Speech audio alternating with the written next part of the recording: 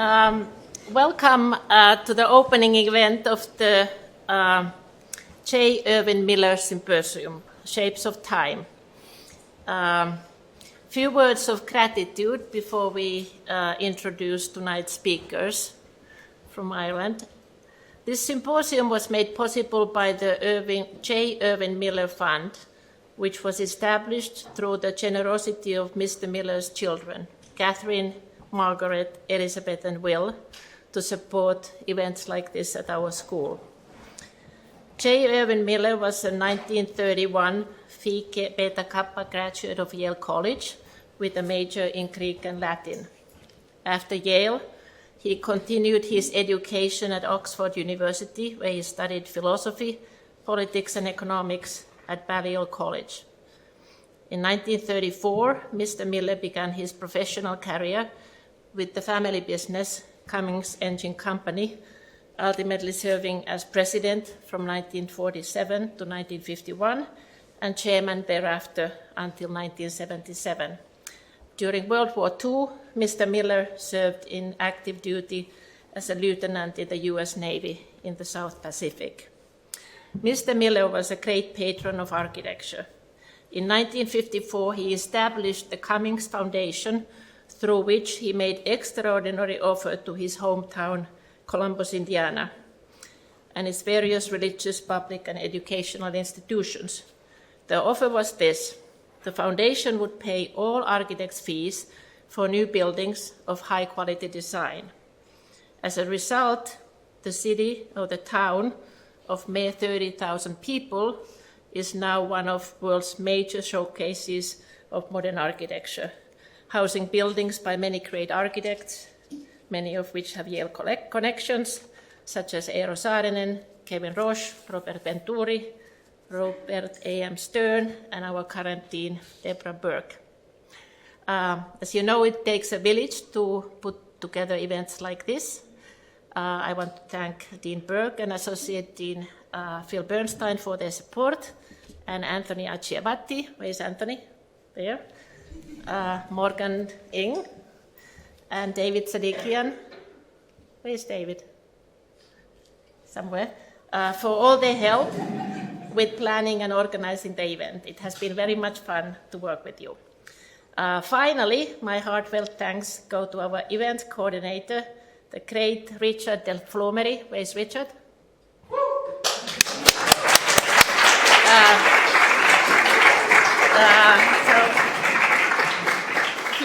He's our favorite Uncle Richard, who even had to work through last weekend to sort out all final details. So this is an amazing sacrifice. And also before we start, let me remind you that the program will resume tomorrow at 5 p.m. In the Architecture Gallery. The program had it wrong. It's now in the Architecture Gallery, where Aaron Flagg, the director of the Juilliard Jazz Department, will demonstrate how jazz musicians shape time. And then we will descend back to this room, where Dipesh Chakraborty will deliver the keynote address at 6:30 again.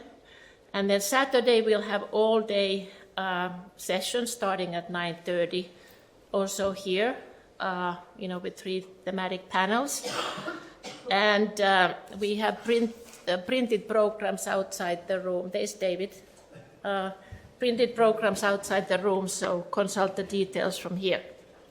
So now it gives me a great pleasure to introduce our first keynote speakers, Alice Casey and Cian Deegan of TAKA Architects, a practice that the two founded in Dublin, Ireland in 2007. Their work ranges from small domestic projects to educational and athletic facilities, all marked by careful attention to materials, craftsmanship, and context. Many are additions to existing listed buildings, and indeed Alice is a licensed preservationist, and they pay tribute to local building traditions as well as our global architectural heritage.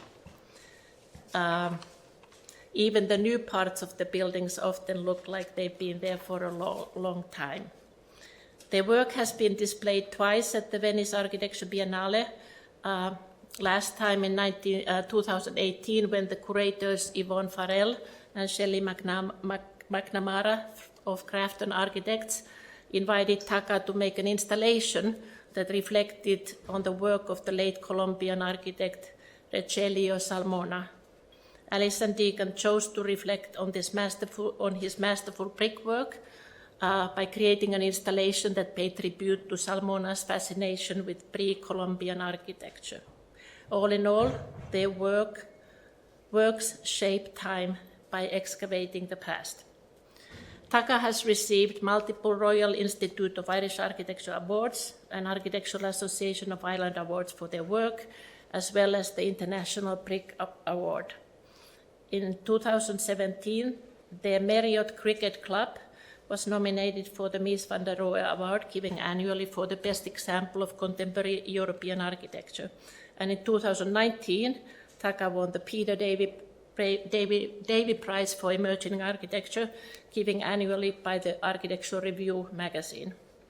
4 of TAKA's house projects are featured in the March 24 issue of A+U magazine, dedicated to architecture from Ireland. So check that out. Cian Deegan graduated from Technical University of Dublin in 2003 and gained subsequently their PhDs of practice from the Royal Melbourne Institute of Technology. Both have taught at various institutions and currently hold faculty positions also at TU Dublin. So let's give them a warm welcome.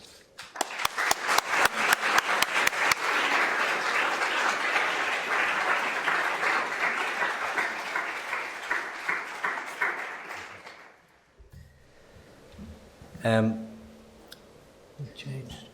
There we go. Oh, sure.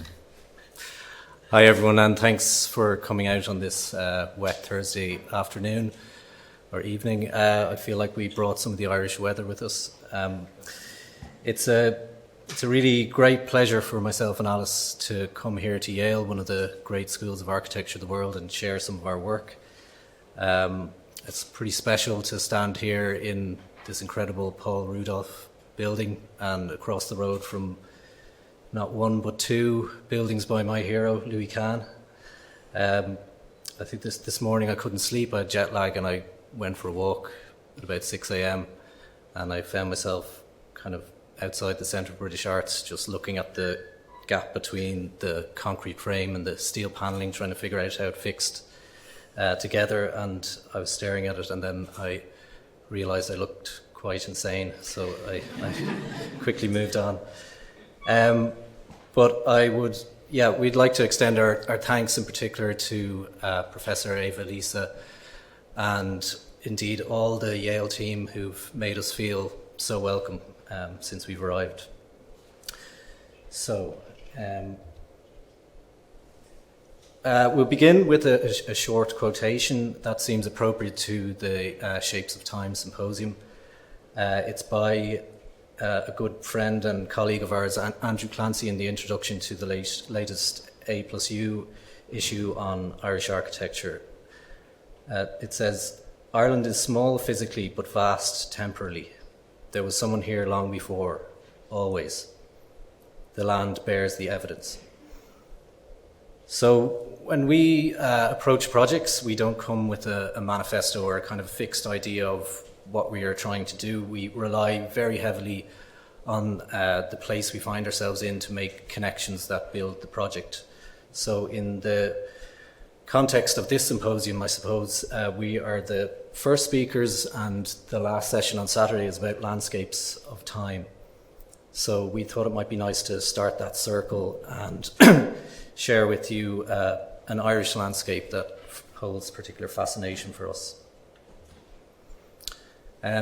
The Aran Islands are located in Galway Bay, off the west coast of Ireland. The islands comprise of 3 main islands. So there's Oran, or Inishmore, which means the large island. There's Inishman, which means middle island, and Inisheer, which means east island.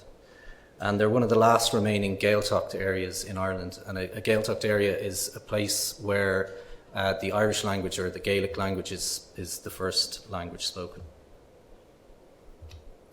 Just to give you an idea of scale, this is Manhattan on the left and Inishmore on the right, and they're kind of roughly the same length and width, but I think that's kind of pretty much where the comparisons end. There's like 2 million people, I think, nearly live on Manhattan, whereas only 800 people live on Inishmore. The islands themselves are a karst limestone landscape, which was kind of scraped bare in the last ice age. So before human inhabitation, there was essentially they were just sheets of bare rock holding no soil or water. But the islands have a very rich history of inhabitation. There are many Bronze Age ring forts on the island. This one, Dún Aingasa, is the most famous one, backed up against the cliffs, and that's over 3,000 years old.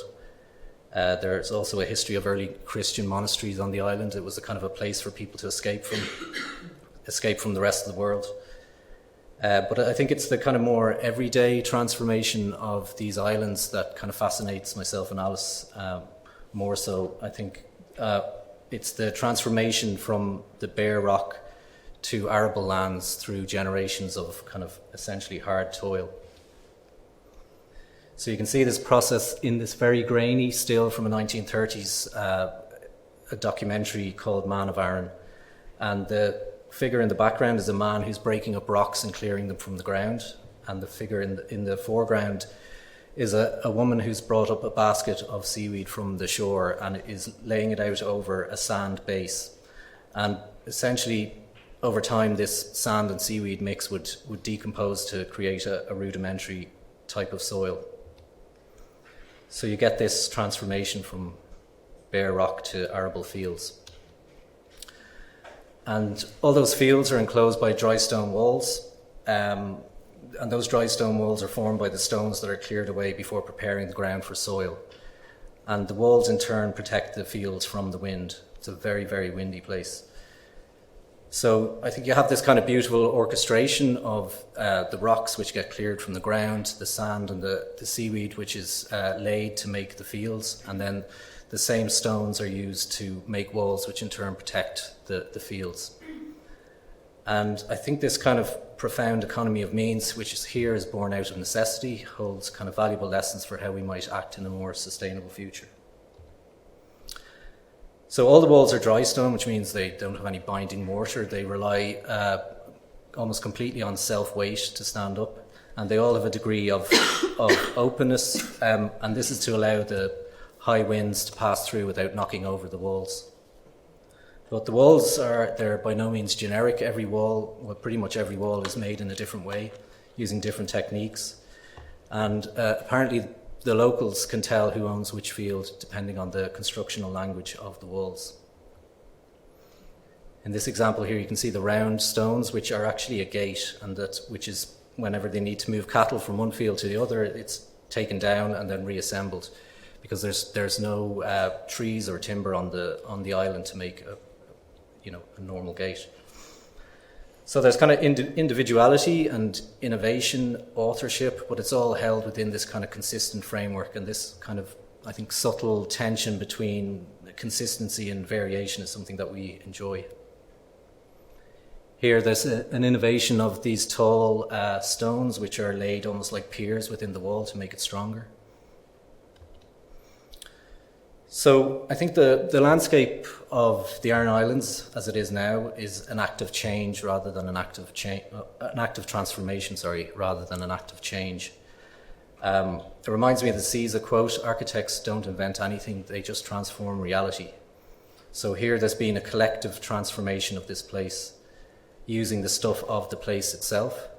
But it also holds a small measure of individual voice and innovation, which is, of course, necessary to sustain any culture. And on a much smaller scale, we would like to think that some of these qualities exist in our own work and in our approach. So this is our first project from about 15 years ago now. It's the refurbishment of a Victorian house and a new built house in the rear garden with a shared garden in between. And the project was for Alice's family, the Victorian house for her parents. Alice's mum is here today. And the new built house is for Alice's older sister. So we wanted to work with the material context that we found and make something connected but new out of it. This is the rear of the Victorian house. The timber bit is the one-room extension we made to it, but the brickwork walls that the house was made of are made from what's called Flemish bond brickwork. So we wanted the new house to kind of, I suppose in a way, feel like the little brother of the old house and share some of its DNA. So this is kind of like a diagram of a traditional Flemish bond. It's kind of, many of you will know, it's 2 layers of stretcher, which is then cross-bonded by a series of headers to make the wall strong. And this wall, I suppose, was everything. It's the structure, it's the weathering layer, it's the thing that holds the heat inside the building, and it's everything all at once. But we don't build that way anymore. We build in the kind of a series of individual layers that have an individual role. So you have the structural layer, the insulation layer, the weathering layer. So we wanted to express that in the new building, so we kind of, I suppose, conceptually pulled apart the Flemish bond into 2 constituent layers, one with a series of projecting headers and another with an open weave, and situated the new Muse building in between. So here you can see the layer of projecting headers, which we put on the lane side of the house. And then facing into the garden, the open weave layer of the bond. And in some places, the rooms behind are ventilated through this brickwork. And I suppose alongside the immediate physical context of the house, there was another context which was at play in the design process. So just before we designed these houses, Alice and I had just returned from a year travelling the world, which was a great privilege, I suppose. And so our heads were full of these amazing things that we'd seen, and they still are to a certain extent. And we were kind of particularly captivated here by the roof of the temple at Ise in Japan, and particularly how it expressed the layers of its build-up. So we wanted to do something similar with the eaves detail of our house. So we wanted to express the structural layer, the layer of the insulation, and the layer of the slate tiling on the roof. And this is the eaves. You can just see up at the top. We're not saying it's anything near as good as Ise, but and there was a kind of like, I suppose, a very direct homage to Ise, where we painted the cut ends of the joists white. So I think the project really, in a material way, was about trying to tease out a language from the very normal construction techniques that are available in Ireland and make something that was connected to its surroundings, but also different. And then in the wider project, across the 2 houses, the idea was also anchored around an idea of memory and social ritual. So the wider family, Alice is one of 6 siblings, a good Irish family, and they were all now grown up, and they'd recently moved out of their communal family home. So we wanted to use the idea of memory, both individual and collective, of the original family home to bring a degree of continuity to the new homes. So we did this by marking and exaggerating significant elements which held specific memories for the family. So, such as the fireplace, that's the fireplace from the old home. And, as with many houses, that was remembered as a social magnet, and it held strong memories for Alice's sister. So in her new house, we gave the fireplace and the chimney, an exaggerated presence. Similarly, in the staircase, Alice's sister remembered the stairs as not just a place to pass from one place to another, but a room in itself. And then this memory found its form as an extra wide stairs in the new house, which wrapped itself up and around the big chimney. And most significantly of all was the dining table in the old home, which held very strong collective memory for the whole family. So Sunday dinner was always the time when the wider family came together, even after many had grown up and moved out. So in the parents' new home, we cast a new concrete dining table in the only new space in the house.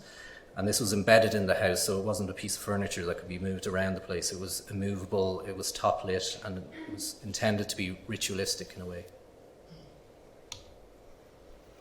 So the 2 houses are kind of joined by this landscape of memory, and we tried to use this as a way to organise the spaces and perhaps bring meaning to the project.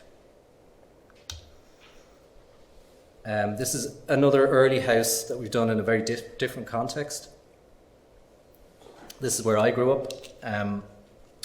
It's a semi-mature suburban estate in southwest Dublin. It's a very typical context for Dublin, and most of the outer city is made up of these housing estates that were built from the late 20th century on. And it's not really thought of as being very architectural in Ireland, but it's a very interesting context. Every house in each estate is identical, save for some small changes that might be made by the owners, like adding a porch or changing the windows. So it's a very coherent architectural context and very difficult to add to.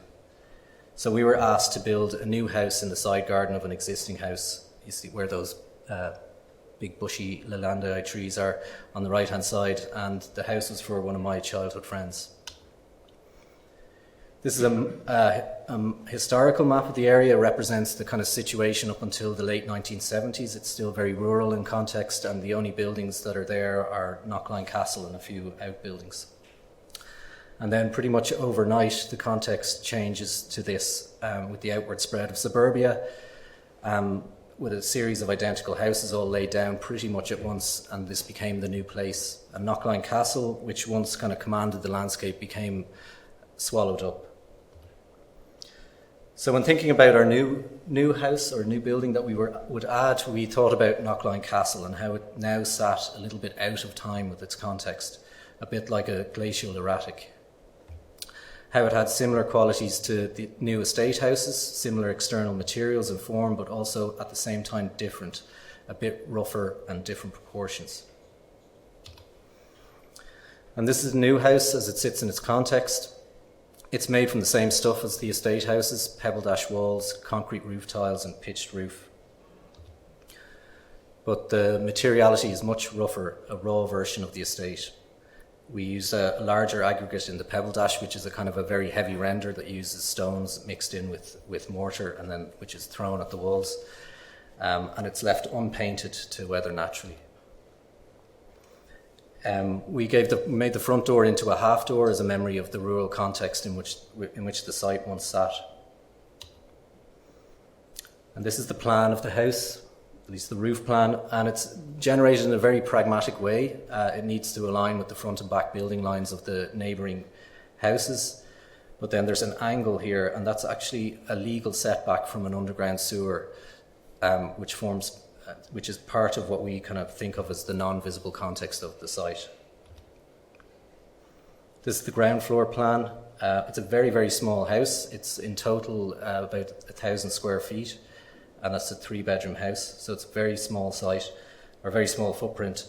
The plan is, I suppose, largely open plan, and then there's a stairs in the centre, which was the only place we could locate it to get into the centre of the plan upstairs, which would enable us to have the required three bedrooms and a bathroom. And again, a little bit like the eaves detail in the first brick house we showed, we had a desire, probably even before we began this project, to create what we think of as archaic windows. That's windows that are devoid of the conventional elements, such as a frame, a sill, a lintel, like this one on the left by Sigurd Leverance. And this window type has nothing to do with the context that it's in, or the place or the brief. And it's the type of thing that might be considered an irrational motivation, but it's something we've come to recognise as our own internal context. And I think every architect has one of these. It's just something that's built up by your own spatial history, your spatial preferences and fascinations.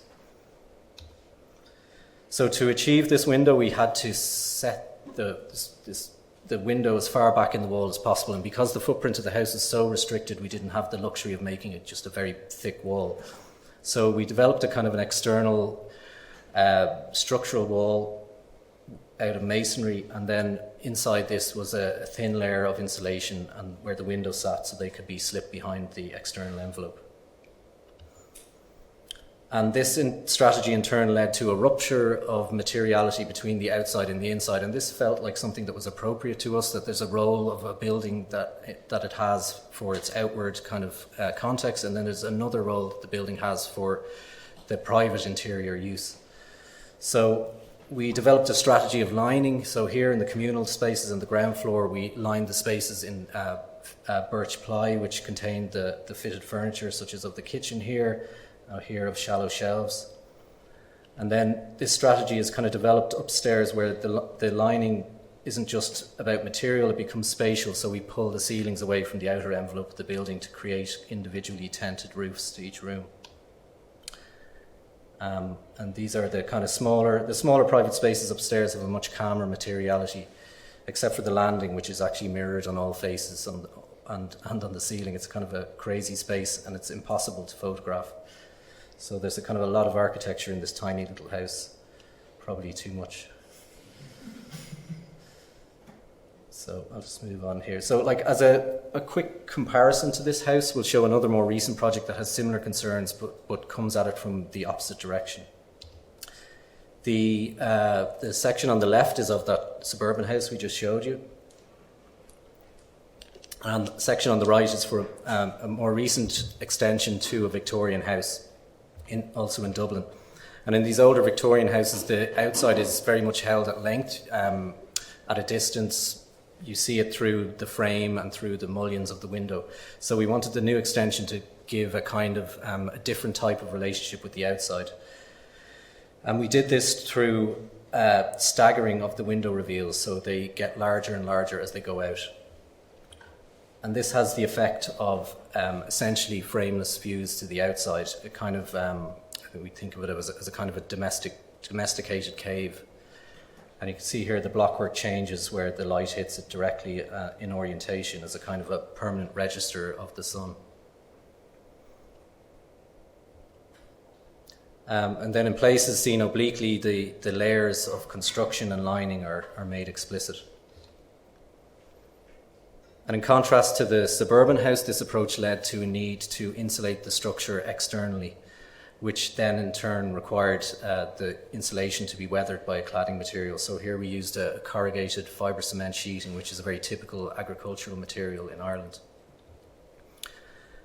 And in order to kind of express the thin quality of the material, we staggered the sheets at the upper level to reveal the kind of corrugated leading edge. So the material quality shifts from the base, from having an almost monolithic quality to at the top where it has an almost fabric-like billowing quality. So this is the last project before I hand over to Alice. Moving away from houses, this next project was for a new build cricket pavilion and completed in 2014, and it was our first non-domestic project. And this building was developed primarily by engaging with the non-visible context, which I kind of touched on before, where things that don't have a physical presence or a visible physical presence, such as flood risks, rights of way, pragmatic economic issues, kind of help form the building. And the building itself is a physical register of these overlapping influences or timescales. These photos are of the previous clubhouse, which in 2010 was pretty catastrophically damaged through flooding from the River Dodder, which you can see at the bottom of the aerial photograph. And this is a site plan with the new clubhouse, the roof plan of the new clubhouse, which might look like it has a kind of fairly random shape to it. But the plan form is generated as a direct consequence of the non-visible context of the project. So, such as that brown line that runs from top to bottom of the screen, that's another underground sewer which we had to stay away from. To the right-hand side, the dashed line is leased land which the club used but we couldn't build on. And then the pink line around the back was a need to maintain access to the parking spaces at either side, which were a kind of big revenue stream for the club. And of course, the green line was the playing field, which we couldn't encroach on. So we've kind of learned over time to try not to, I suppose, fight these things and try and turn it into a perfect shape, to try and engage with the restrictions on the site and kind of run with them, because they are kind of a register of the forces that are at play. So this is an early model of the new clubhouse. So we wanted to deal with the kind of, I suppose, archetypal elements of a cricket pavilion, which is a very simple building with a pitched roof and a colonnaded viewing area that faces the pitch. You know, not unlike this. But I think the project was a kind of a dance between that archetypal or abstract idea and the specifics of the site and the brief. In terms of generating the form, on the left-hand side is a kind of an abstracted or archetypal pavilion, albeit with the roof pitch pulled over to one side because we had to accommodate an apartment in the roof space for a club's professional. In the middle is the maximum available footprint that we had due to all those restrictions, and then on the right-hand side is the intersection of those two things, which gives us the eventual form of the building. This is the ground floor plan, which I suppose retains a memory of the cranked form plan of the previous clubhouse, but we added a kind of covered outdoor space which makes these informal transition spaces between inside and out. And this blue line is the, I suppose, flood protected interior of the project. And this flood protection needed to be up to a level of 1.7 above the surrounding ground level, so between 5 and 6 feet high. And of course, if we just built a 6-foot high wall around the interior of the building, it would have been pretty miserable. So we had to come up with a strategy for dealing with this. So in this cross section, you can see some of that strategy. First of all, we raised the outside terrace up by 600 mil, which under Irish building regs is the highest, the highest we could raise it up without having to have a barrier around the perimeter of the terrace. And that left us with another 1100 millimetres height difference to protect between the terrace and the interior. So fortuitously, that's a kind of a nice height to pull a bench up and sit at a windowsill and have a drink. So cricket games can last all day, so I think being able to have a drink is an essential part to maintaining the interest in the game. And also this section, as you can probably see, creates a kind of an informal rake seating where people can view past each other towards the game. So the material character of the project tells several different stories. The waterproof concrete datum at the base, the brickwork above this line, which is inexpensive and contextual, and then above that is the kind of wandering cast ring beam, which is cast directly onto the brickwork. And it was all supposed to be quite taut, almost like a cake that's been sliced through. And here you can see some views of that, of the taut materiality. And I guess the geometry of the building, and in particular the act of having to cast a ring beam on top of these staggered brickwork and keep everything flush, was, I think, only made possible through our youthful naivety, I suppose. I think that nowadays the thought of asking a builder to do this would make me wince because we know how difficult it would be, but back then we didn't see a problem and we just pushed on through with it. I think Alice has a whole chapter in her PhD called Willful Naivety, and that kind of, it records the conversations that we had with the builder about, he was quite a normal builder but very good, about setting out the geometry and how we actually achieve what we wanted to achieve. But it was, I don't think we do it today. So this is the view from the front side facing the playing field of the colonnaded viewing space. This is that kind of layered viewing space where you can see from the bar over the bench, over the edge. And that's a younger me sitting down there thinking naive thoughts, I suppose. And a view out from the colonnade out to the game. And then this is the main bar space, which again, a little bit like the house in Furhouse in the suburbia, that we actually formed the room within the space, overall space of the roof to compose the room itself rather than it follow the roof. And then the view out to the playing field through these kind of wide landscape format windows. And finally, the pavilion as it's seen by the players when they're playing the game. And now I'll hand over to Alice for the rest of it. So I'm going to go through some of our education and public work and then finish off with one last house and some exhibitions that we've been part of. Excuse me, excuse the coughing, I have a cold, so I'm hoping I'll be able to get through this without completely collapsing. So this is Belvedere College, which is a project that we've worked on for about 10 years now, and we're hoping to keep going for the next 10 if possible, and they'll still have us. This is a kind of posh boys' school in the centre of Dublin. It's famous for the fact that James Joyce was a former student. It's a very dense city centre campus which has evolved over time. The school started in the 1830s with a large Georgian house, and new buildings have been added to the campus every 20 years or so. Each generation usually wants to leave their mark. In 2015, we were appointed to create a master plan for the campus, and it became a project about time, both fast and slow. We needed to consider the long-term 20-year impact, but focus on the short-term results due to the particularities of Irish private school funding by parents. Parents don't fund a 20-year project if their son graduates out of the school in 5 or 6 years. Our brief from the school was to identify the long-term projects and campus strategy, but to ensure that we could make a tangible difference to the campus within 5 years. So we identified a series of projects in phases, and the first phase were smallish projects, but were intended to have big and quick impact.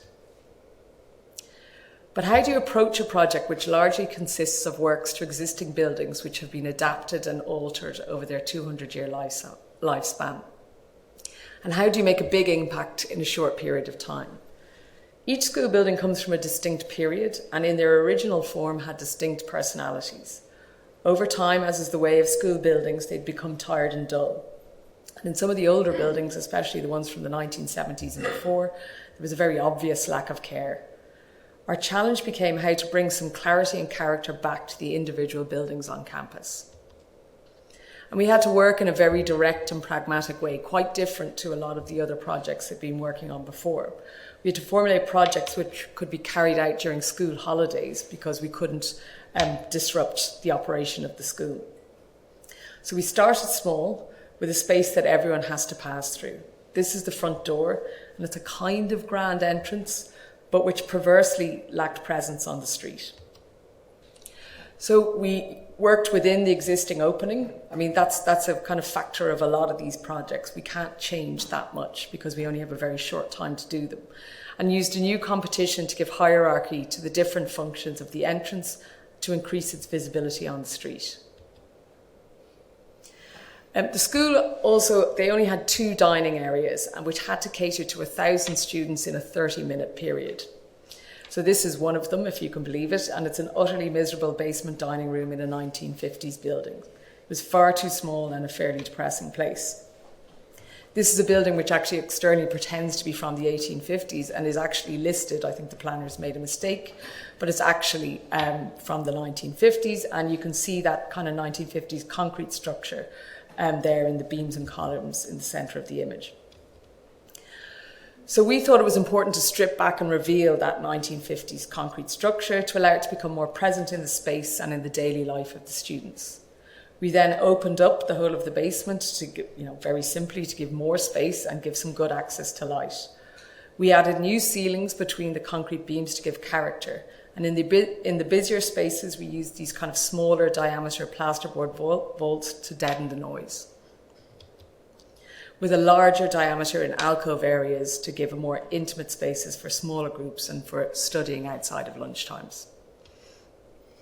Some projects, due to both time and budget constraints, were only the depth of a coat of paint. This is the 1970s gym. You can see the lack of care maybe here. And so we tried to, very simply, just unify a very poorly laid out room through the use of colour. And we took a similar strategy in the 1970s swimming pool. And in this case, though, we did have a budget for both tiling and paint. But again, using colour to give coherence. But again, not being able to change anything really physically about the space. And this is in the corridor outside the swimming pool. Whenever we had the opportunity, we tried to improve functionality and kind of group things together to give coherence and give this character back. But our most recent project on campus has been the most challenging to date, and this was one that was too big to carry out over a summer or Easter holiday, so actually this building was shut down for the most of a year. So this is the Finlay building. It's the first public purpose-built school building on campus. And we had thought this building was from the 1890s, but midway through the project, we discovered that it was actually made up of 2 parts, the original 1819 structure and a steel-framed wing which had been added in the 1930s. Our brief was to enlarge the classrooms and bring the building up to fire code. which proved to be no easy task in a building which was part historic timber structure and part historic steel structure. It was a building which had obvious character, but one which had suffered a real fair amount of abuse in its 130-year life. And we took a fairly simple approach to the enlarged and refurbished classrooms. We peeled back old layers and made improvements in lighting and atmosphere. But I think it's in the circulation spaces where our approach is most apparent. Existing archways had been filled and new oak veneered fire doors had been installed in a pragmatic but largely ineffective attempt at fireproofing. Ad hoc services were fitted wherever was easiest. The historic doors had vision panels very roughly cut into them, and the historic timber panelling had been painted many, many times, the last layer of which was a thick fireproof coating. So we stripped back the infills, bringing back the original spatial sense in the corridors. We made new fire-rated joinery, making new doors which were more appropriate to the quality and material character of the building.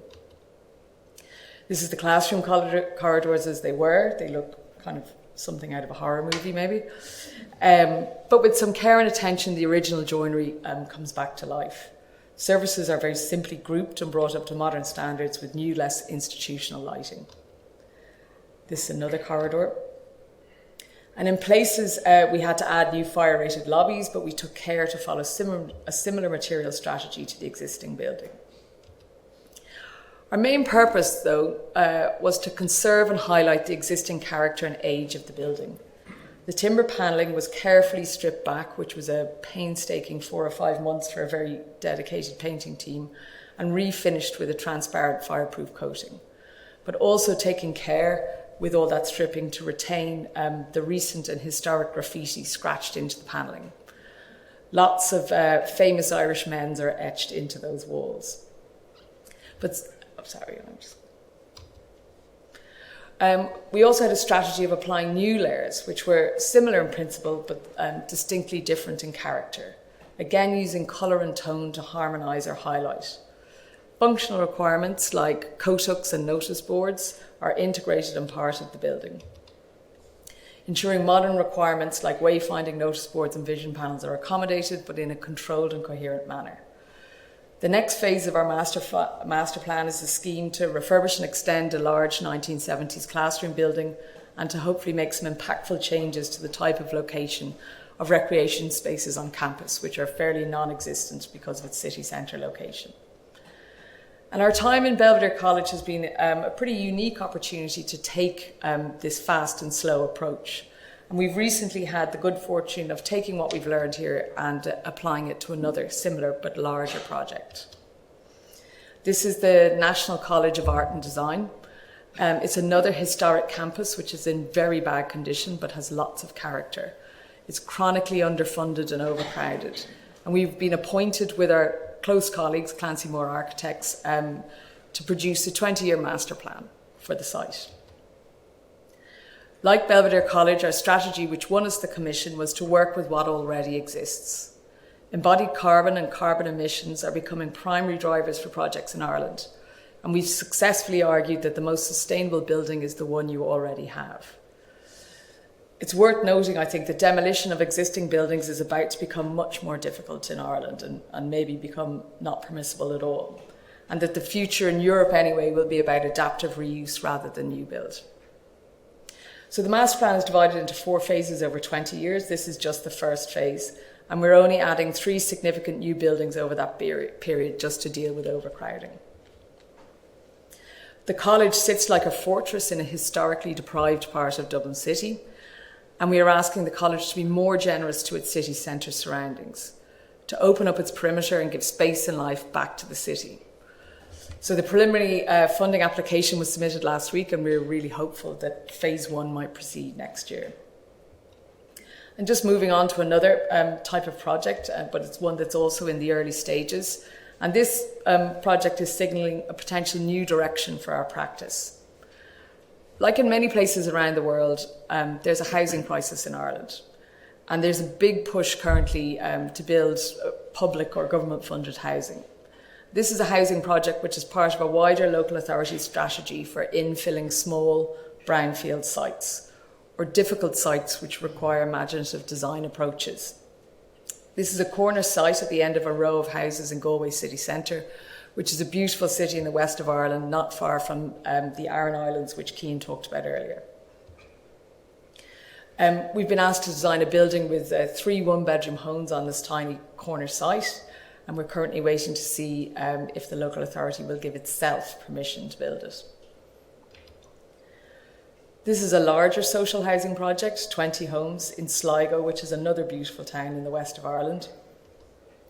And it's a project which we won through design competition, the first of its kind for a long time for public housing in Ireland. And in Ireland, we don't really have a very developed culture of apartment buildings. Shared or common circulation spaces can make Irish people very uncomfortable.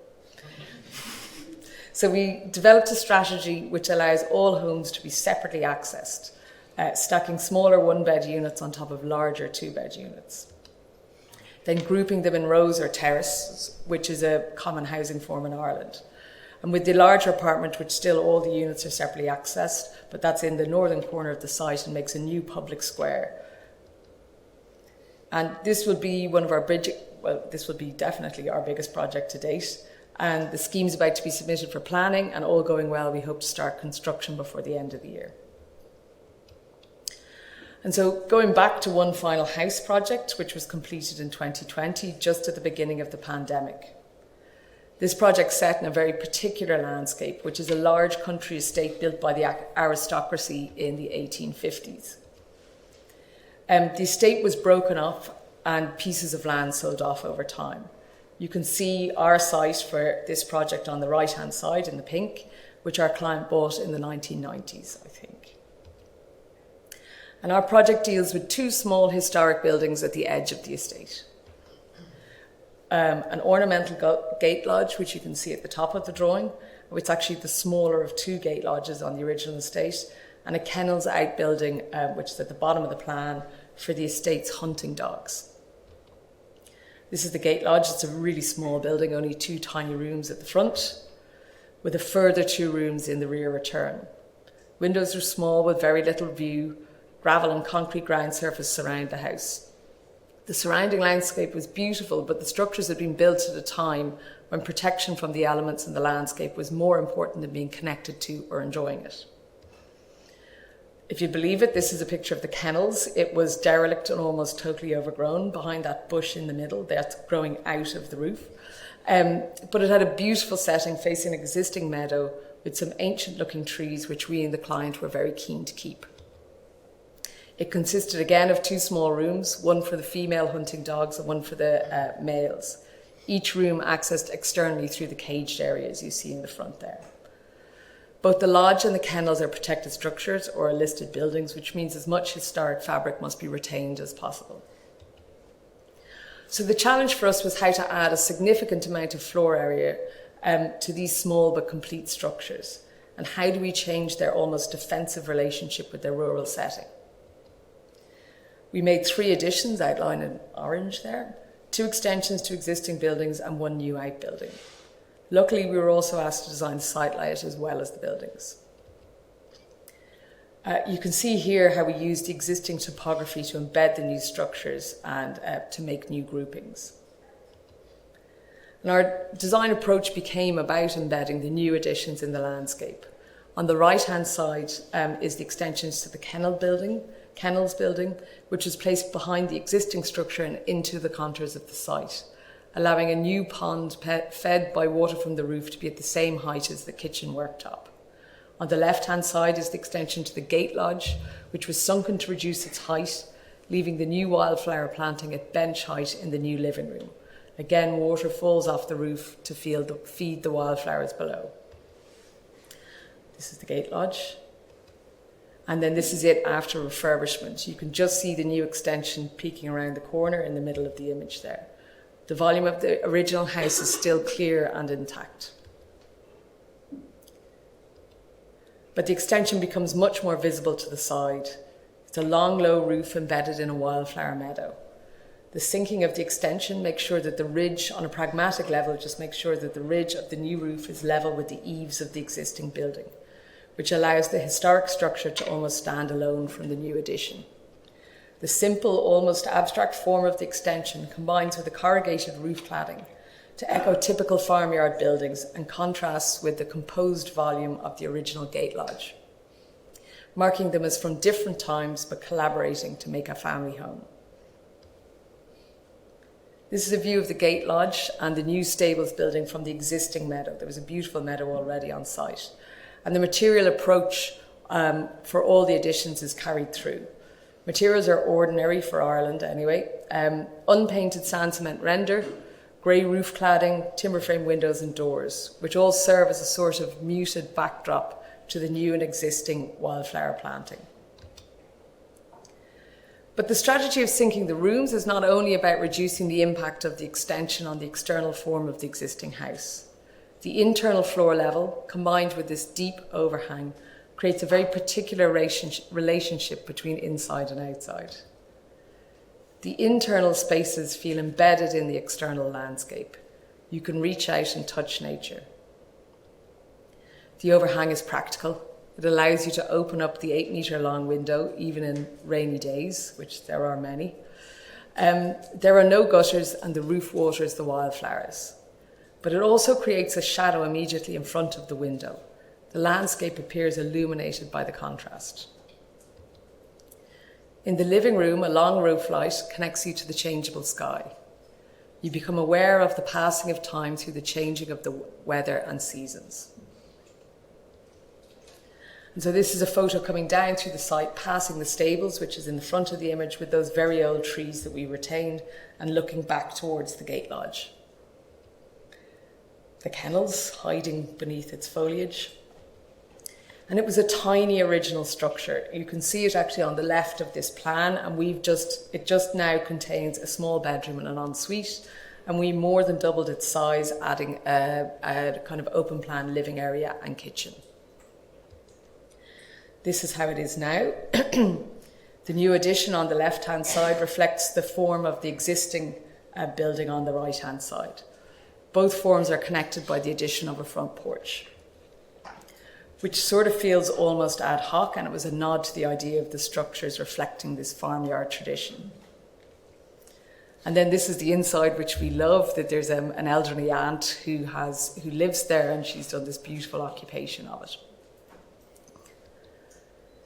And the new addition to the kennels, which is on the left-hand side, embeds itself in the land, giving a near and immediate connection to the landscape. To the front, the existing structure stands free in the meadow, feeling like it's almost on the edge of civilization. This connection to and enjoyment of a building's relationship to its environment is something which we in our practice instinctively try to cultivate. In 2023, we were invited to submit a piece to the architecture room in the Royal Academy Summer Show in London. The exhibition theme was climate in all its manifestations, a challenge to architects to become explicit about their relationship to climate and climate change. We really can't make any claim to our buildings being low carbon exemplars. However, they're usually designed with a very direct relationship and partnership with the climate and environment. So we wanted to make something for the show which expressed that and which teased out the importance of landscape and environment in our work. At the same time, we were thinking about how our own architectural drawings give great attention to the buildings, but that the environment, when shown, is usually generic or simplified.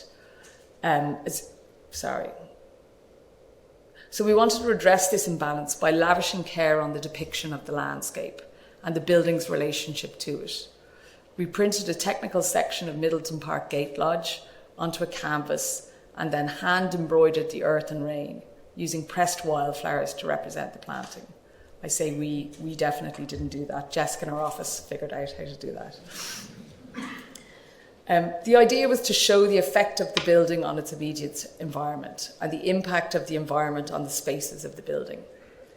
For us, this symbolises back to ourselves that beyond the very real urgency to deal with carbon usage and reduce energy use, it is important in the really difficult context of the climate emergency to still find opportunities for delight and pleasure while designing in a more symbiotic way between building and environment.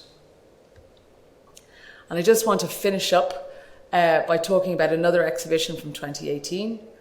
We were invited to take part as one of a large group of 80 European architects, some very well known, others less so, like ourselves. The title of the exhibition was Alternative Histories. The premise was that each practice was given a drawing of a project from an archive and then invited to make a model of an alternative version of that drawing. We were given a plan of an early house by Swiss architect Peter Markley. This is the house located in Switzerland, and it's quite formal and classical in nature. And as much as we love Markley's work, the formality of the house was something we were a bit uncomfortable with. So we wondered what this house would be like if it was relocated in the west of Ireland. We were fascinated by the constructional language of the traditional thatched roof, where the roof has to be weighted or tied down due to the high winds. This strategy takes many forms, here with timber pegs wedged into the stonework, and here where the pegs become an almost informal frieze to the building.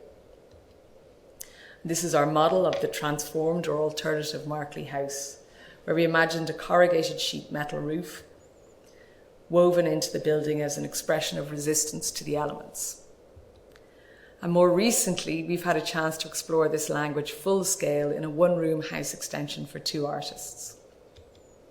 The canopy is tethered up to the building and down to the ground, tensional forces in action. And this act of tethering weaves the garden and the building together. And I think in this window detail that many of the ongoing preoccupations of our practice are found. We have a fascination with construction technique and its capacity to convey meaning, be that a development of a tradition or finding architectural language in the complexities of modern construction. We have an interest in tailoring moments of specific experience and a desire to overlay landscape and building on each other. And if we think back to the Aran Islands, the synthesizing of the natural and the man-made, where both are present but indiscernible from each other, our work becomes a memory of this condition. Thank you very much.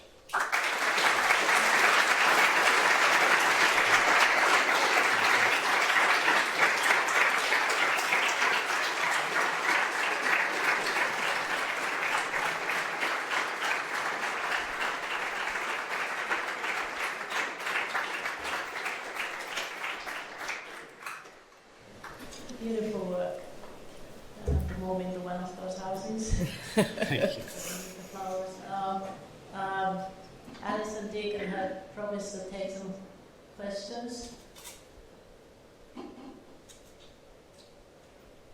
It's always the tough bit. And It almost looks like you're used color as an artificial element. In the first project you showed, painted cut ends of the joist white. I was wondering what your position of color is in architecture. We love colour, or I certainly love colour. Cian slightly less so, I think. I think colour is incredible at making space, actually, and incredible at changing atmosphere and character, which is, yeah, you can probably see we're very interested in that. But I think colour is one of the most difficult things to do. And I certainly, or we spend hours poring over colour charts and arguing and making choices and then having to bring it into the place to actually finally make the choice. So I think it's a really good weapon in your kind of arsenal of architectural moves, but it's one to be very, very careful of. And we've made lots of mistakes with colour. Like I think in Belvedere, I think maybe we went a little bit far, but these were rooms that had no natural light in them. And they were rooms that were just so bland and terrible, and we had no budget. So colour was our only weapon in that situation. And that's what we used. But yeah, it's an incredible tool, but to be used with care, I think. I love that pale green on those columns. That was Yeah. nice. Yeah.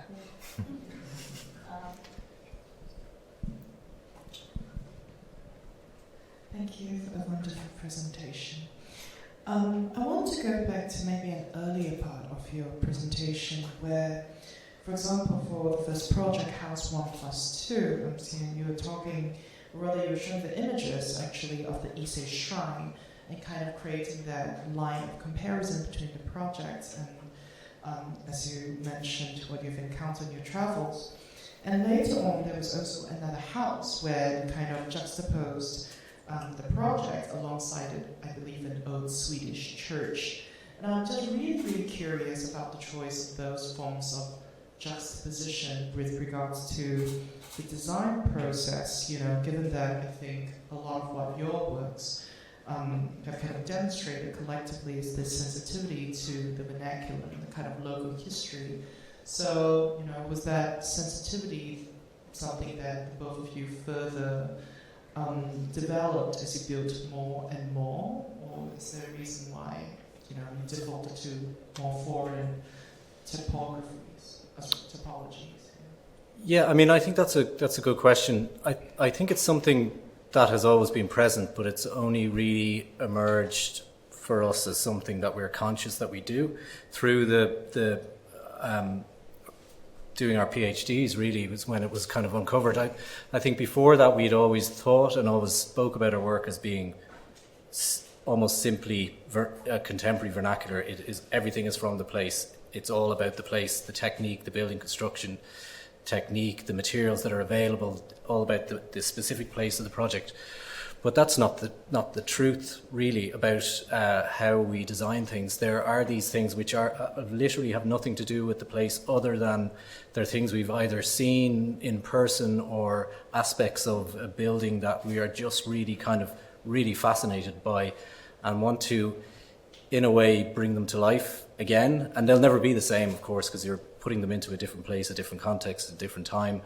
But there are the seeds of them there, and there is always that. I would say, largely the project is shaped by the place, the specific place, but then there are all these things that just jump in when connections are made about a specific condition that remind us of something that we really love. And I think it goes back to that thing of delight. We feel really like the buildings should be enjoyable, and that somehow we've been somewhere and really enjoyed something, and somehow we want to bring that joy or enjoyment into our own buildings and make sure that people feel the same way about our buildings as we did when we visited these other ones.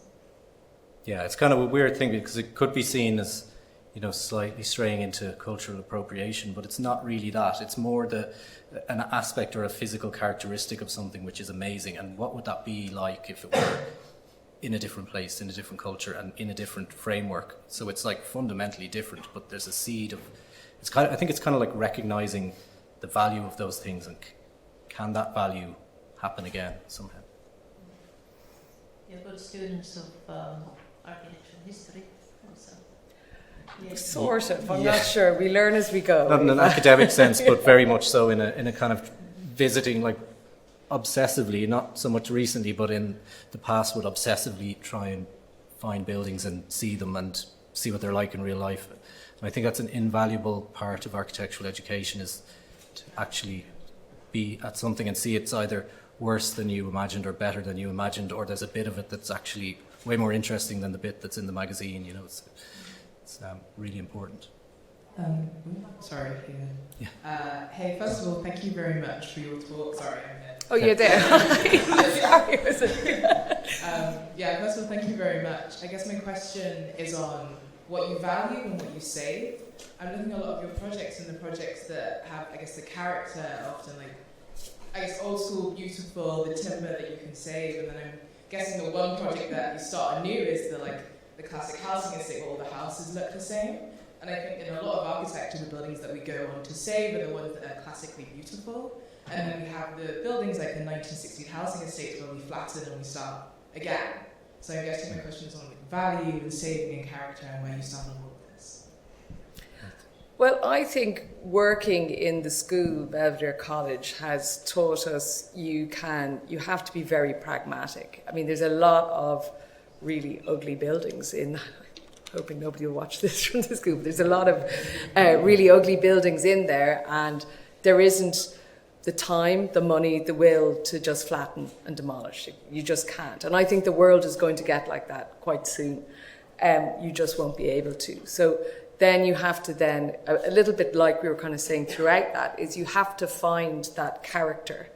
You have to find what is good, and then either add a layer or enhance that, or or completely transform it, but still using what exists already. And I mean, I don't think we ever set out to work with existing buildings so much. It's just happened, that's the way practice is, best laid plans and all that. But there's a particular pain of working with existing buildings.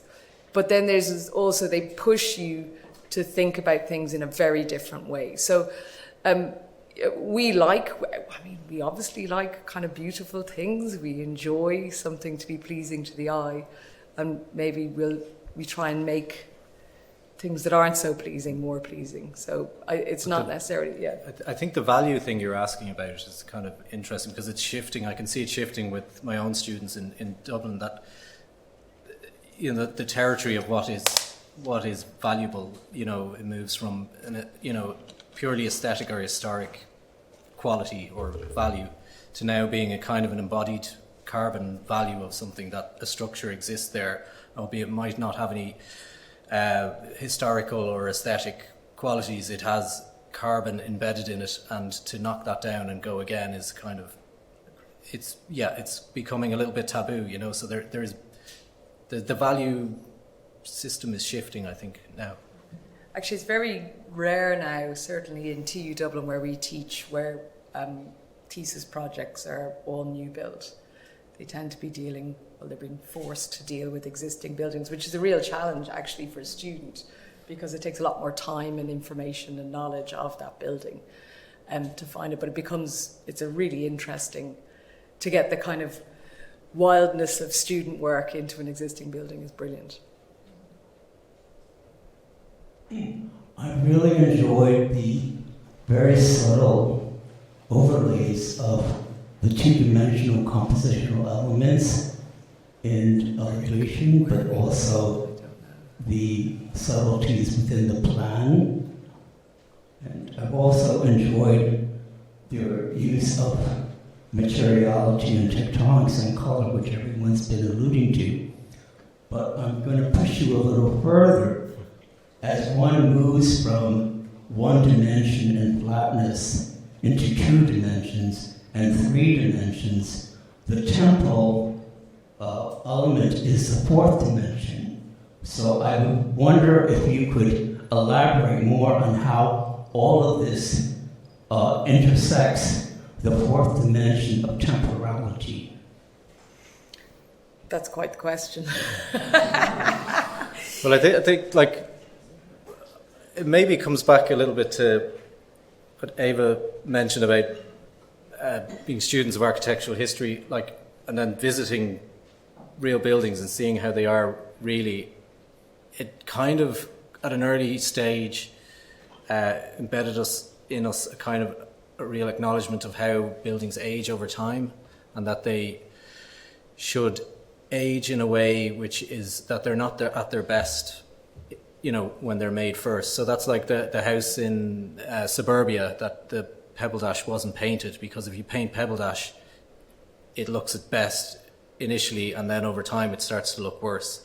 Whereas if you don't paint it, and we've seen this in other versions of this in the city, that where they're never painted, they get a kind of a nobility over time from the patina of change. But I think we are always very conscious about how buildings will age, and that they'll age in a manner that, they're never going to look perfect, but they're going to age with a patina rather than a degradation, I suppose. I'm not sure if that gets exactly at what you're asking, though.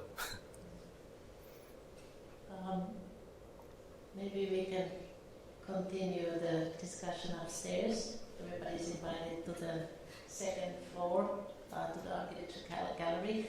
But I think, having heard you today, I think you shaved time in many ways, so you passed the test.